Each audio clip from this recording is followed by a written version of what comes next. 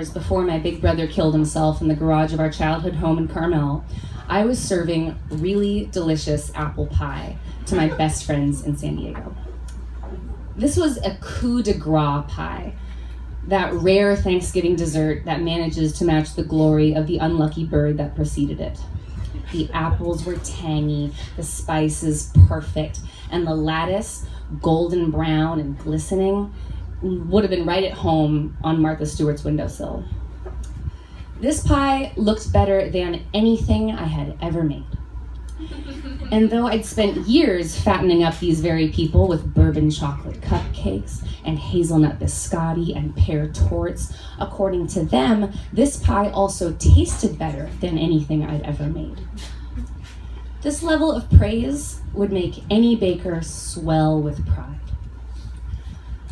I can only hope that the baker of this particular pie felt his ears burning wherever he was, probably gearing up for his Black Friday shift in the Southeast San Diego Costco bakery, where I bought the pie for $9.99. I hadn't intended to take credit for the Costco pie, really. It was an honest mistake that could happen to anyone who is a liar. Here's how it goes. First, you mumble thank you for a job well done by someone else. Then you do that again, and before you know it, you're explaining the finer points of crimping pie crust and ideal cinnamon to nutmeg ratio.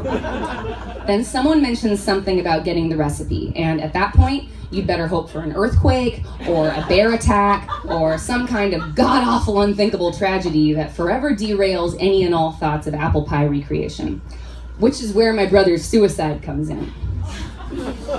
I really dodged a bullet there, didn't I? Yeah, I dodged a bullet. It's the kind of usually innocuous figure of speech that becomes temporarily verboten after a suicide. Also, I'd rather die, kill me now. Even hang in there, a benign phrase most commonly associated with a kitten poster tacked to an orthodontist ceiling, was cause for a sputtering apology.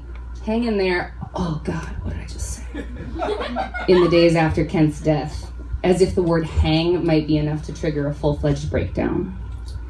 But for the most part, people said the right thing, just by saying something.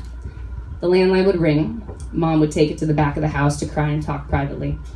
Then she'd report who said what, reminding my sister and me that one of Carmel's small-town virtues was that people could be counted on to pick up the phone, drop by with a casserole or a Starbucks, or make a point of telling you they'd always remember your brother's radiant smile. With every visitor and every call, the ghosts of our family's past floated into our newly haunted house, and we welcomed them. Then Terry Chaplin called. Here's what I know about Terry Chaplin. Number one, about 25 years ago, Terry Chaplin wore a toga, angel wings, and an unsettling amount of glitter gel makeup to sing Johnny Angel in a karaoke contest to benefit local youth sports, changing the words to Ronnie Angel in honor of her no doubt mortified husband Ronald, who would not be her husband much longer. For years, my family watched a VHS of this performance on special occasions. Christmases, birthdays, Tuesdays. Number two, Terry Chaplin's misfit son Russell was in Kent's class.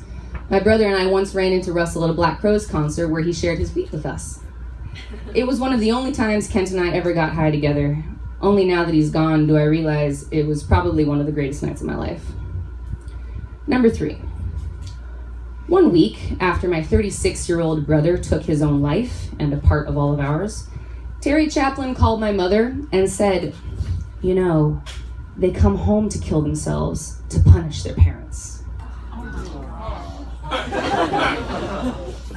In a soap opera, this comment gets met with a swift slap across the face and an incredulous at-home audience. On the phone, in real life, it was almost too bizarre to cause offense. Compared to the heartfelt sentiments we were hearing from our mailman, grade school teachers, and our congressman, they come home to kill themselves to punish their parents was certainly an original way of reaching out. Mom relayed this message to us in a somewhat bemused, get a load of this crazy dummy kind of way. If Terry Chaplin had been someone we respected, someone we hadn't seen flub the remarkably simple lyrics to Johnny Angel in a low-budget Halloween costume, we would have been hurt. We would have been devastated. Because the only thing worse than the idea that Kent hadn't given any thought to his family in choosing this ending was the truly horrifying prospect that he had, and worse yet, that we were less an obstruction to the act than a motivation. Still, even an idiot doesn't get to go through life thinking that's an okay thing to say out loud. Rehearsing the screed I would level at Terry Chaplin if I ever saw her again was the rare bright spot in an otherwise dismal week. Very Inigo Montoya. Hello, my name is Kirsten Deck. You offended my family. Prepare to be on the receiving end of a scathing denunciation of your lack of common decency, as well as the asinine premise you shared with my mother.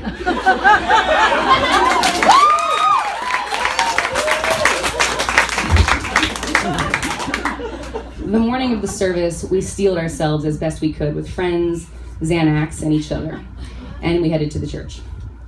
I heard my exhausted mom say, more to herself than any of us, let's get this over with. After that, my memory of the service is spotty. I know my dress was too big. I know a shepherd in the church's life-size nativity scene wore a San Francisco Giants cap. I know that every time I looked up during my eulogy, I made eye contact with the family dentist, a dead ringer for Dan Aykroyd. I know I've never been so proud of my younger sister as when she stood up in front of the whole town and delivered a clear-eyed, composed remembrance of our brother. I know that one of Kent's oldest friends told me I looked like shit, which was true, if not really necessary to share. And I know that I was furious.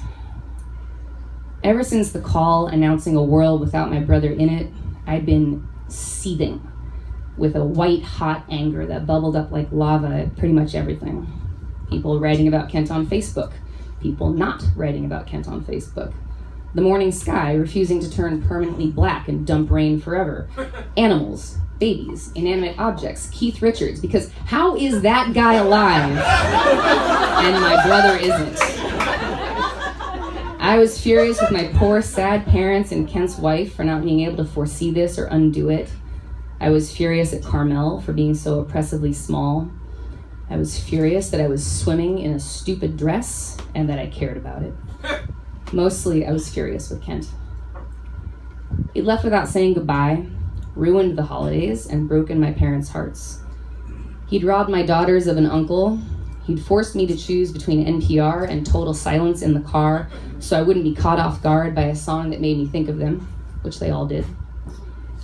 And he'd exposed our family for what we are, for what we all are. An imperfect, vulnerable collection of near strangers who think a lifetime of shared history is all the proof we'd ever need to back up a statement like, Kent would never do that. I was furious that he hadn't given me one last opportunity to try to convince him that life is absolutely worth living, that there is a place for him.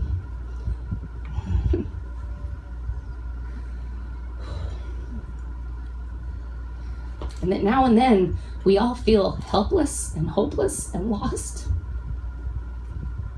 And wished we were different people who traveled different roads.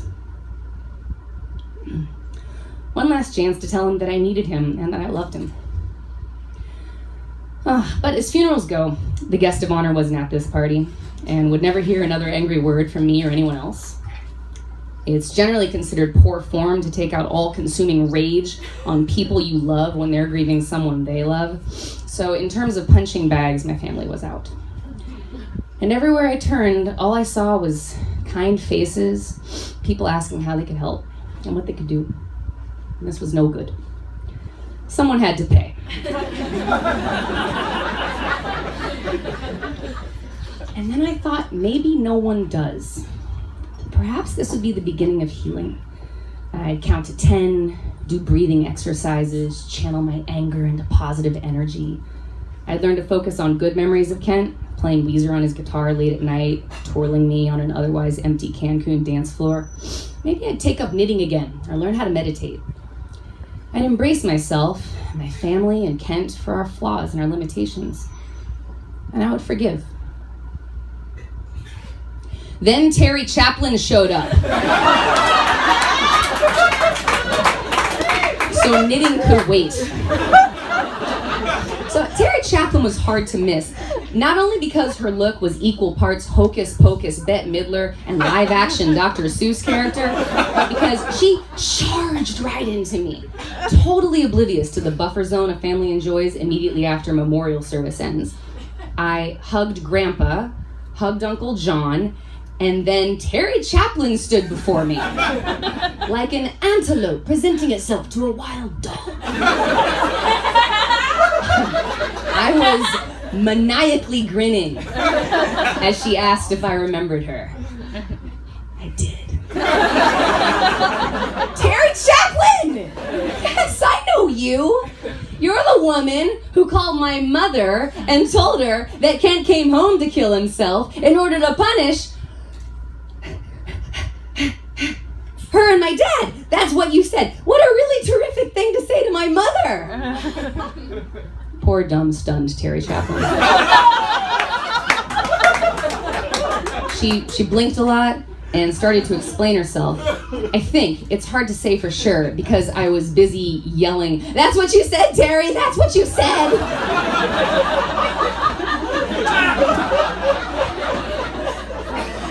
Quickly, my husband led me away, probably aware that he'd be held partly responsible if his bereaved wife threw a punch in a church.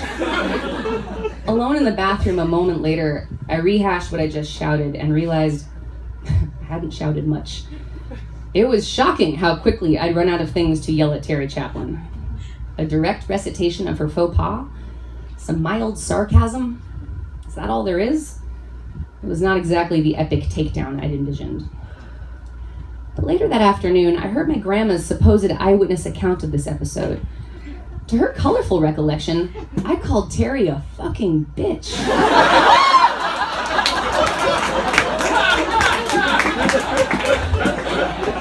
This was a big deal to my grandma, whose response to seeing the Book of Mormon was to launch a campaign against profanity. Anyway, unless I had a blackout, real possibility considering the pharmacy's worth of other people's drugs coursing through my system that afternoon, this didn't happen. Though it's a lot more exciting and a hell of a lot more satisfying to pretend it did. So when I overheard Grandma proudly telling her version of events, claiming a victory I craved but definitely didn't deserve, I let it slide. What good would it do to correct her? She clearly preferred her rendition. I did too. And really, what's the harm in a wishful embellishment here and there? Where's the lasting damage in a little white lie that makes you look and feel like the person you'd like to be, or the person you'd like others to think you are? Even if it's just for a little while, before you come clean and say, "Hey, this is me. I love you. I really need to tell you something about that Thanksgiving pie." Thanks.